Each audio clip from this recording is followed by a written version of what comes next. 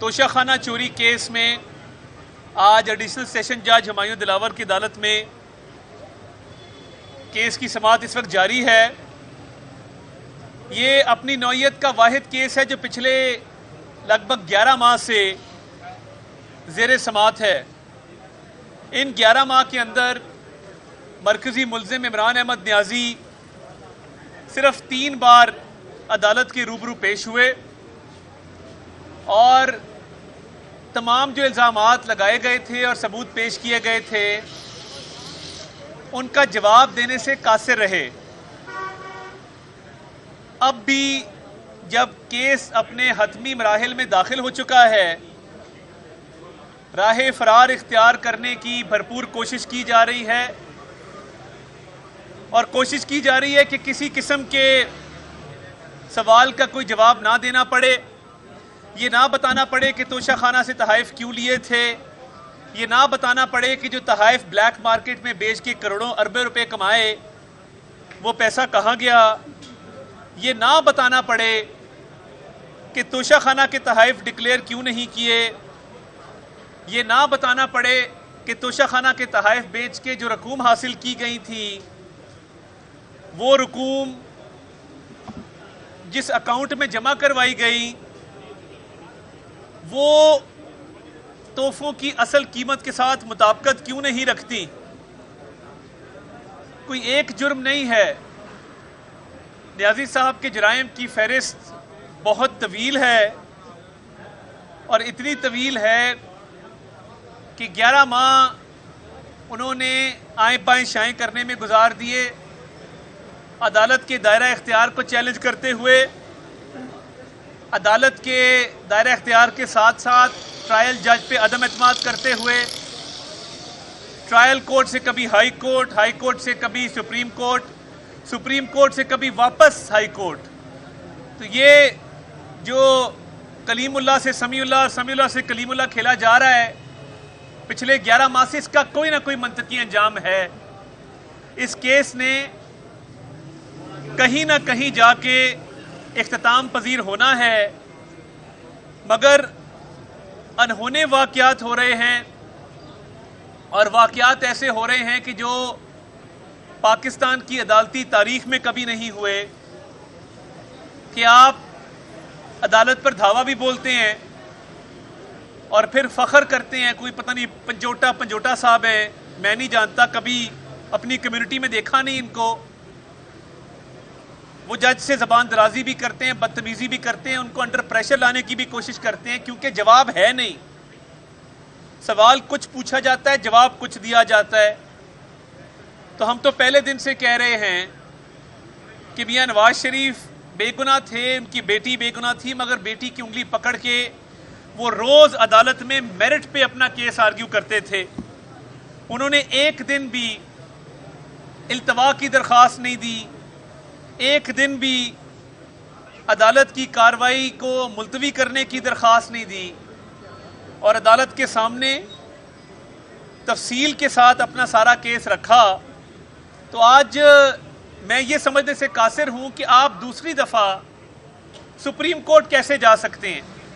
یعنی آپ ان کی امید کا لیول دیکھیں کہ یہ سپریم کورٹ دوسری مرتبہ گئے ہیں۔ پہلی مرتبہ سپریم کورٹ کا بینچ تھا جسٹس یحییٰ افریدی اور جسٹس مسرت ہلالی پر مشتمل، جس نے کہا کہ سپریم کورٹ کا ٹرائل کے مقدمے میں مداخلت کرنا نہیں بنتا، ہم یہ معاملہ واپس اسلام آباد ہائی کورٹ بھجوا رہے ہیں، اسلام آباد ہائی کورٹ اس مقدمے پر فیصلہ کرے۔ اب آج جب عمران نیازی کو کورٹ میں پوچھا گیا کہ یہ گواہان کی جرح مکمل ہونے کے بعد 342 کی سٹیٹمنٹ ہے، یہ جواب ہیں، یہ سوال ہیں جن کے جواب آپ نے دینے ہیں، یہ سوال آپ 35 سوال اس کا جواب دیں۔ اب بہانے سنیں، یہ بڑا دلچسپ آج مکالمہ عدالت میں ہوا۔ بہانے سنیں، مجھے عاشورہ کے دوران یہ سوال ملے تھے، میں پڑھ نہیں سکا، نمبر 1۔ نمبر 2، مجھے اپنے اکاؤنٹنٹ سے مشورہ کرنا ہے۔ نمبر 3، میرے پہ 100 سے زائد کیس ہیں، میں اس کیس پہ توجہ نہیں دے سکا۔ پہلا سوال کیا ہے کہ کیا فارم بی آپ کا ہے؟ اس کا جواب ہاں یا نہ میں آتا ہے۔ اب مجھے تو اپنے فارم بی پہ ہاں یا نہ جواب دینے کے لیے کسی اکاؤنٹنٹ کی ضرورت نہیں ہے، میں خود جواب دے سکتا ہوں کہ ہاں یہ فارم بی میرا ہے۔ اگر سوال کریں گے کہ کیا یہ ٹیکس ریٹرنز آپ کی ہیں جو الیکشن کمیشن آف پاکستان میں جمع ہوئی تھی، اس کا جواب ہاں یا نہ میں آنا ہے۔ اس میں کوئی تکنیکی معاملہ نہیں ہے۔ کیس جب اپنے آخری مراحل میں داخل ہے، اس طرح کے ہیلے بہانے، وہ بچے نہیں کہتے کہ جی وہ بلی میرا ہوم ورک کھا گئی تھی، میں ہوم ورک نہیں کر سکا، اس پہ پانی گر گیا تھا، اس طرح کے لیم ایکسکیوزز بنائے جا رہے ہیں عدالت کے روبرو۔ معاملہ توشہ خانہ چوری کا ہے، کیا چوری کی ہے؟ اگر کی ہے تو پھر وہ تحفے جو تھے وہ ڈکلیئر کیوں نہیں کیے، اور جو رقم ان سے ملی وہ آپ کی اکاؤنٹ میں رقوم سے مطابقت کیوں نہیں رکھتی؟ آپ نے یہ سٹیٹمنٹ دینی ہے۔ یہ واحد ٹرائل کورٹ کا کیس ہے جس کو ٹرائل کورٹ نے 2 مرتبہ ان کی درخواست ٹرائل کو روکنے کی مسترد کی، اس کے بعد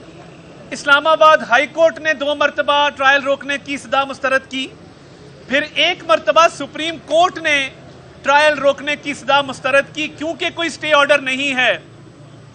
یہ کیس حتمی مراحل میں داخل ہے، تو اس لیے بہانے بازی کی جا رہی ہے، عدالت سے راہ فرار اختیار کیا جا رہا ہے۔ آج نیازی صاحب کے چہرے پہ گھبراہٹ ہے، کہا کرتے تھے گھبرانا نہیں ہے، شدید گھبراہٹ ہے۔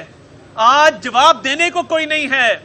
آج بہانے کیے جا رہے ہیں کہ مجھے تو کل سوال نامہ ملا، میں تو اکاؤنٹنٹ سے بات نہیں کر سکا، میں تو فلاں نہیں کر سکا، میں تو ڈھمکا نہیں کر سکا۔ کیا آپ کو پتا نہیں تھا کہ 11 ماہ سے یہ کیس چل رہا ہے؟ آپ کو سپریم کورٹ جانا آج یاد آیا، اور میں حیران ہوں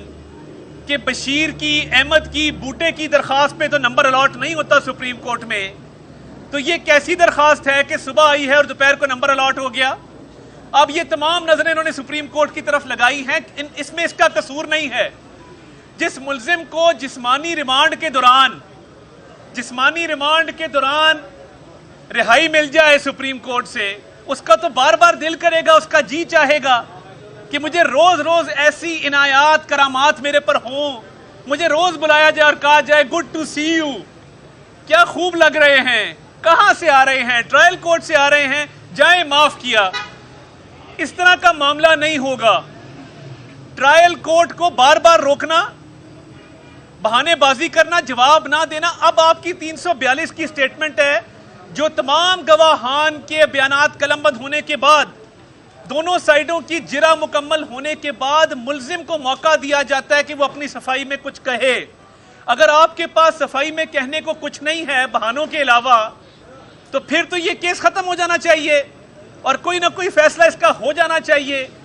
ورنہ اس کا انجام بھی وہی ہوگا کہ 6 سال فورن فنڈنگ کا کیس چلا۔ اب نہ کوئی بہانہ ہے، نہ کوئی عذر ہے، آپ نے اپنی صفائی میں جو کہنا ہے وہ کہہ چکے ہیں۔ بار بار آپ کے وکیل بھاگتے ہیں درخواستیں بنا کے سپریم کورٹ اور ہائی کورٹ میں، معاملہ ٹرائل کورٹ میں چل رہا ہے۔ اگر کوئی پاکستانی شہری جس کو وہ لاڈلا پن کا درجہ حاصل نہیں ہے نیازی کی طرح، اس کا ٹرائل چل رہا ہو، تو اس کے پاس ایک آپشن ہوتا ہے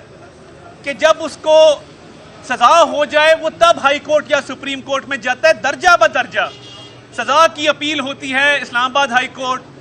وہاں سے پھر آگے سپریم کورٹ میں ہوتی ہے۔ یہ واحد کیس ہے جہاں پہ ٹرائل کے دوران اسلام آباد ہائی کورٹ جایا جا رہا ہے، یہ واحد کیس ہے جہاں پہ ٹرائل کے دوران 2 مرتبہ سپریم کورٹ جایا جا رہا ہے۔ اعلیٰ عدلیہ کیوں مداخلت کرتی ہے ان کیسز کے اندر؟ توشہ خانہ کا اوپن اینڈ شٹ کیس ہے۔ ایک ملزم جو 342 کی سٹیٹمنٹ، جو اپنی دفاع میں صفائی کا جو آخری حق حاصل ہے وہ اویل نہیں کرنا چاہتا، وہ اپنی صفائی نہیں دینا چاہتا، وہ اپنی سٹیٹمنٹ ریکارڈ نہیں کرانا چاہ رہا، اس لیے بہانے بازی سے کام لے رہا ہے۔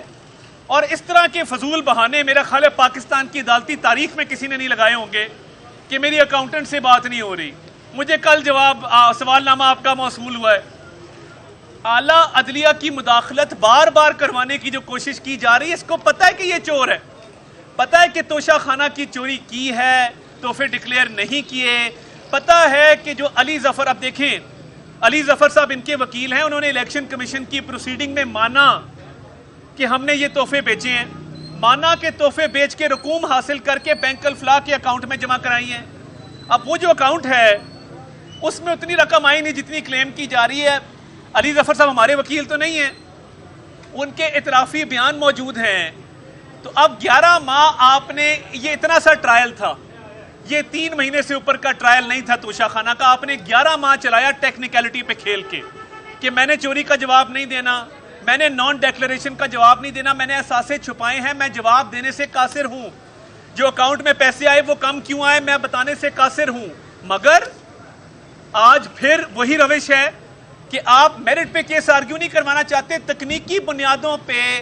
اس کو ایک انڈیفینٹ پیریڈ کے لیے تاخیر کا شکار کرنا چاہتے ہیں, اس کو ڈیلے کرنا چاہتے ہیں تاکہ آپ سزا سے بچ سکیں, تاکہ یہ کورٹ فیصلہ کرے ہی کوئی نہ. یعنی آپ کے پاس صفائی میں اگر کہنے کو کچھ نہیں ہے, اور سپریم کورٹ میں کیا درخواست دے رہے ہیں, ہمیں جج پہ اعتماد نہیں ہے. اسلام آباد ہائی کورٹ کا جو فیصلہ ہے جس میں انہوں نے کہا کہ ہم ٹرانسفر اپلیکیشن کا فیصلہ کریں گے, ابھی وہ فیصلہ مکمل طور پہ نہیں آیا.